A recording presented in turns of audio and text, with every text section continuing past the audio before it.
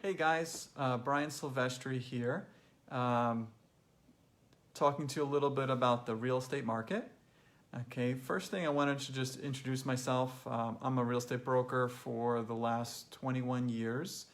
We're working mostly in Manhattan and also in all over pretty much New York City. And so I have been through very many ups and downs throughout the real estate market. So including 2001, 2008, the financial crisis, and now of course we're all going through this. So I thought it would be interesting just to kind of give you some observations from like a perspective of someone that's dealing with this on a day-to-day basis, like a boots on the ground type of situation. So first of all, another thing that I've done for the last 16 years is I've handled foreclosed properties for banks. And so that's given me a lot of perspective in terms of just before the financial crisis hit, I was evaluating a lot of properties for them. And I saw the evaluations I was doing ramp up, and then all of a sudden the financial crisis hit and we were with a lot of foreclosures in the market. And so I found myself as well selling a lot of those properties. So first of all, I think we should backtrack about a month, when the pandemic was really hitting its height, and real estate, a lot of people may not realize, was declared essential services. So there was an announcement one night that we were part of essential services, and at that time, there was a lot of outcry from the community, and the next thing that we know, the next morning, we were told, well, we're essential services, but we're only allowed to work from home and do virtual showings.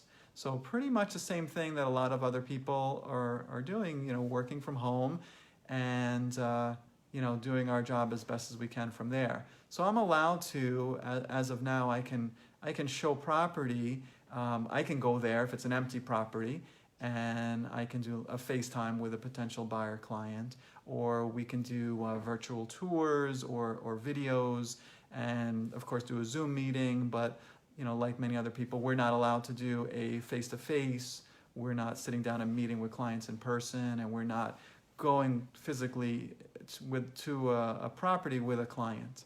So what's interesting about that is that the real estate industry usually lags behind most advances in technology, but all of a sudden we have virtual tours on practically all properties. All of a sudden we have videos on most properties, and so you have that available now. So a lot of positive innovation has come out of it. Okay, but to compare a little bit this time with what I saw when we were dealing with a financial crisis, at least from the real estate perspective, is that at that time, I could think back to mortgage brokers coming into the office and showing me all these programs that they had that were available for my buyer clients, to finance. And there was programs where you can pay interest only. There was programs where you could pay not even the interest that was due. So it was you kind of can see the writing that was on the wall at that time, that this was going to lead to someday the what was going to hit the fan down the road, and it absolutely did. So, and then once the financial crisis hit, we found ourselves with a lot of foreclosures, and so the market did take a step back, and we saw longer times on the market. If we talk about prime neighborhoods in Manhattan, we saw times where depreciation. Okay, so but however, I don't think that we're going to see the same thing in the same respect that we saw during the financial crisis. Right now, I'm seeing people that are contacting me, investors are contacting me and asking about property that's for sale. Okay, there are buyers who have purchased already from me, and they're looking for property for friends. And so we're able to go out there, and some of these people are out there actually already looking at property. in the sense of virtually, so to speak. And as a matter of fact, the other day, I even had an offer on a property. So, and closings, things that were already in the pipeline from before, they are continuing. As you may or may not be aware, we have virtual closings. I had a property that we were in contract and we were setting up the closing. The lawyer mailed the documents to the seller, and he sat in his car in the driveway of the seller's house and waited for them to sign it, and then retrieved it from the mailbox, probably with gloves and mask and everything. And then they got those documents brought over to the buyer's attorney, and the buyer's attorney or their assistant met in a separate room with the buyer. And so that's how, one of the ways that closings are happening these days. They're not happening all together in one big room. It's just not happening right now. But what can we see, or what can we reasonably expect going forward in the real estate market? As the economy starts to reopen in different phases? Well, I think that just like everyone else, it's going to slowly start to happen, that the market starts to open.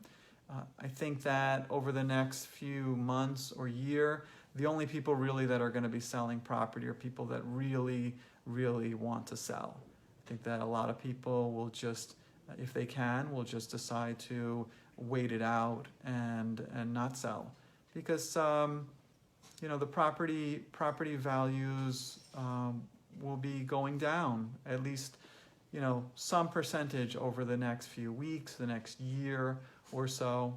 So I could definitely see a buyer's market, assuming no second wave of the pandemic, assuming the stock market doesn't crash again as it was doing a month ago, and break through thresholds.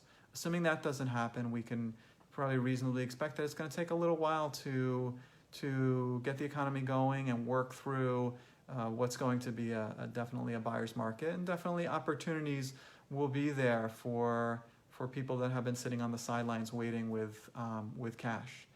Okay, so I don't think it's going to be the same type of situation that we were dealing with at the time of the financial crisis. Okay, I think that we'll see people, we'll see buyers be able to take advantage of some depreciation. I think we'll see people only selling if they need to be selling. Okay, so, and I think we're going to see a lot of innovation. We're going to see, but already we're starting to see, virtual tours. We're seeing videos on tours. I think we'll, in multifamily properties, we might see some creative financing.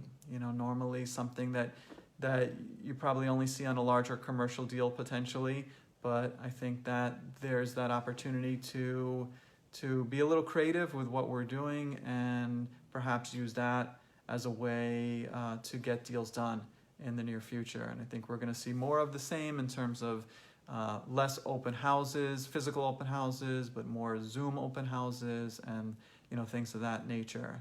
So just in kind of summing everything up, and I'll be happy to answer any questions that anybody has.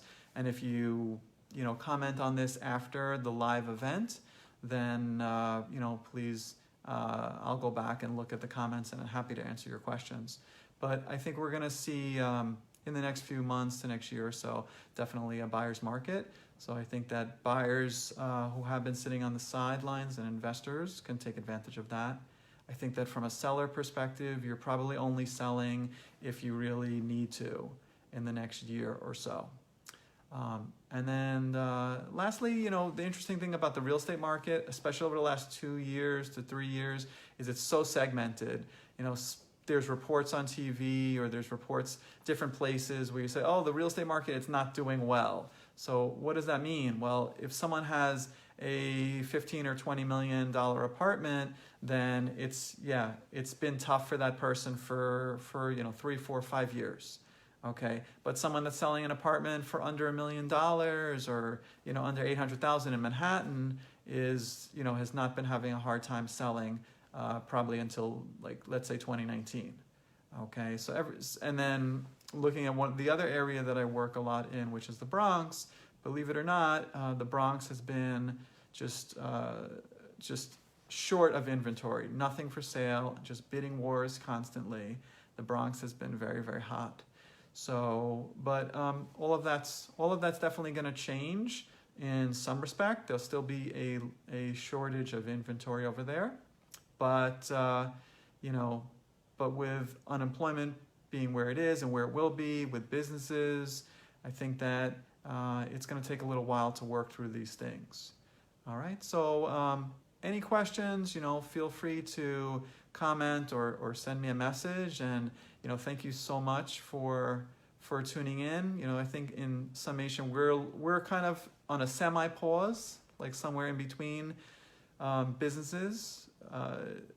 Not quite shut down and totally stopped, but we're not going at 100%. So hopefully in the next month or so, or slightly more, the economy will start to open up piece by piece, and the real estate market can help do its part to pick up the economy. All right. Thank you guys so much. I'm really, really grateful for all of you that tuned in. It's a special honor to be here with you. And, feel free to shoot me any questions, and look forward to connecting with you all soon.